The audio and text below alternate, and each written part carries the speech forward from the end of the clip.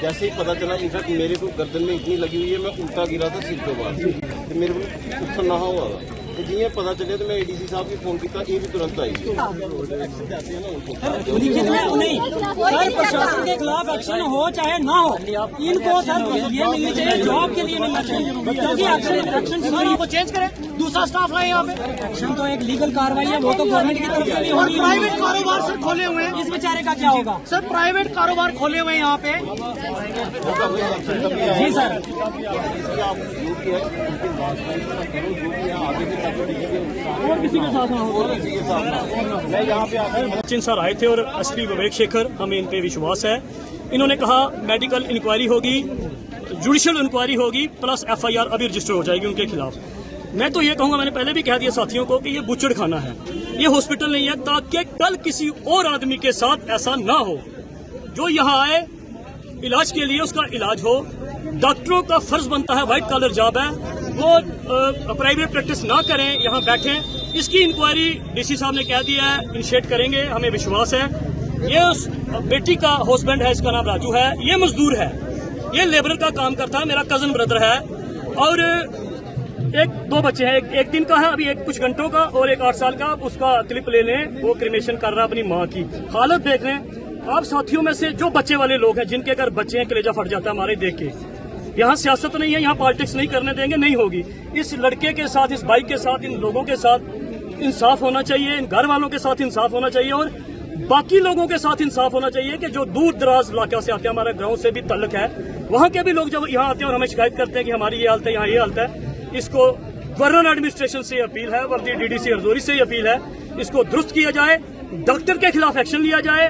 जो लोग इसमें मुलव्वस हैं, इस बेटी के कत्ल में, उनका मर्डर का केस रजिस्टर किया जाए। बहुत बहुत शुक्रिया। ज्यादा खाली यही है, 4th क्लास में मुझे कोई जॉब दे, ताकि मैं अपने बच्चों को अच्छा पढ़ा सकूँ, अच्छा दिखा सकूँ। डिलीवरी का हुई थी, नॉर्मल डिलीवरी हुई, इनकी हुई, वैसे ब्लीडिंग बंद नहीं कर पाई, इनसे स्टिचिंग नहीं हुई।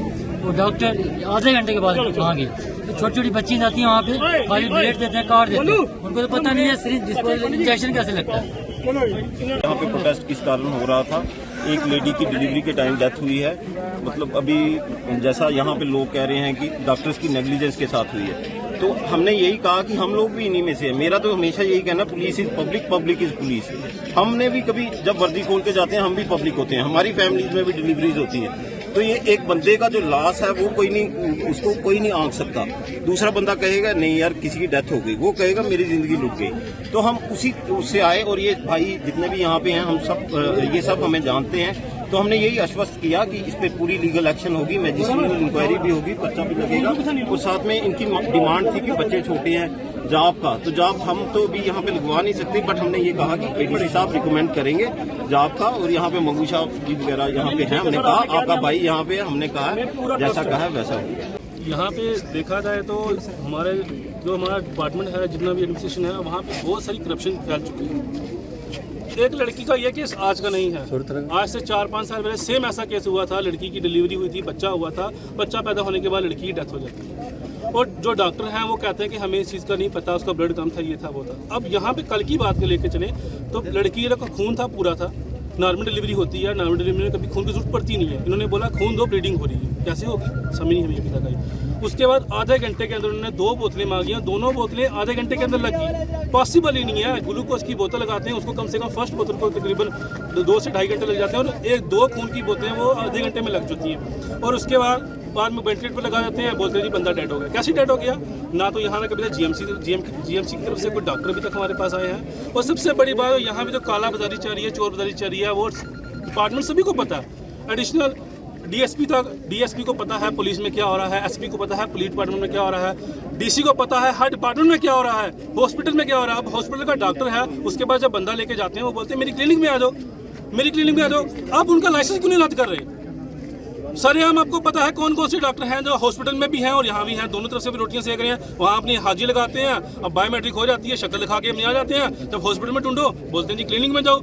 और क्लिनिक उनका टाइमिंग होती है सुबह 9 बजे से लेके शाम के 8 बजे तक। तो हॉस्पिटल वो कब जाते हैं? तो वो पे किस चीज़ की ले रहे हैं? एडमिनिस्ट्रेशन को सब पता है। पता नहीं, मुझे समझ नहीं आ रही कौन सी डोनेशन है जो जब हर जगह पे पहुंच रही है। अगर ऐसा चलता रहेगा तो लोग जो है वो तो मरेंगे। अब जब लोगों के पास कोई चारा होता नहीं है, बोलते हैं हम आप आ जाओ प्राइवेट में, तो प्राइवेट में जाते हैं। मैक्सिमम 10 में से 7 केस जो यहाँ से जम्मू रेफर किए जाते हैं, क्योंकि डॉक्टरों को कुछ पता ही नलायक है, फेक डिग्रियां लेके आ जाते हैं। इनको क्या पता है इस चीज़ का, ये ऑपरेट कैसे कर रहे हैं। अब डॉक्टर यहाँ पे दरविंदर की ड्यूटी लगी हुई थी, तो किस बेस पे आगे वो लड़की ने आगे उनको ऑपरेट किया और कैसे उसकी डेथ होगी? क्या मौके पर सीनियर डॉक्टर बिल्कुल मौजूद नहीं था। उसने अपनी उस ड्यूटी उनकी थी और उन्होंने अपनी जगह दूसरा बंदा वहाँ की नर्सें भेज दी। अब आपकी क्या डिमांड है? कि एडमिनिस्ट्रेशन से डीसी साहब आए, क्योंकि वो डिस्ट्रिक्ट के हेड हैं, उनके पास जो पावर है वो एडीसी के पास बिल्कुल नहीं है। उनका काम एक जगह सीमित होता है, जो डीसी के पास पावर है वही कर सकते हैं। वो यहाँ पर आए। लापरवाही की वजह से पहले भी कितने केस हुए हैं और आइंदा भी इस हालत, अगर यही हालत रही इस अस्पताल की, तो लोग क्या उम्मीद रख सकते हैं इनसे। ये जबाखाना बना है, ये अस्पताल का नाम इसको बंद कर देना चाहिए, इसको जबाखाना कहना चाहिए। डॉक्टर अपनी प्राइवेट प्रैक्टिस में बिजी रहते हैं, कोई अगर अस्पताल में जाता है तो उसको भी उठाकर क्लिनिक में ले जाते हैं। फी इतनी हाई कर दी है उन्होंने कि गरीब आदमी इलाज कराने से मजबूर हो जाता है। इतनी निगलिजेंसी जो स्टूडेंट्स हैं या सीखने वाले बच्चे हैं, कई बार तो ऐसा देखा है जो सफाई कर्मचारी है बेचारे 4th क्लास मुलाजिम है, उनको लगा देते हैं। चीरा देने के बाद डॉक्टर नजर नहीं आता है, 4th क्लास के लोगों को लगा देते हैं, उनको पता नहीं होता। पता नहीं पूरा एक छोटा सा ऑपरेशन था, छोटा सा चीरा देना था, उस चीरे में इतनी ब्लीडिंग हुई, इतना खून बह गया कि बच्चे की मौत हो गई। इतने ये जालिम लोग हैं। मैं तो ये कहूँगा कि जिस डॉक्टर का ये केस था, जो इस केस को हैंडल कर रहा था, उसको फौरी तौर पर सस्पेंड करने के बाद अरेस्ट किया जाए और उस पर 302 का केस चलाया जाए। ये हमारी ये पुरजोर मांग है। उसके बाद परिवार की ये हालत है, मजदूरी करता है, दिन भर मजदूरी कर अपने बच्चों का पेट पालता था। एक बच्चा 6 साल का, दूसरा बच्चा 1 दिन का, वो कैसे बच्चों को पालेगा? मजदूरी करेगा या बच्चों को पालेगा?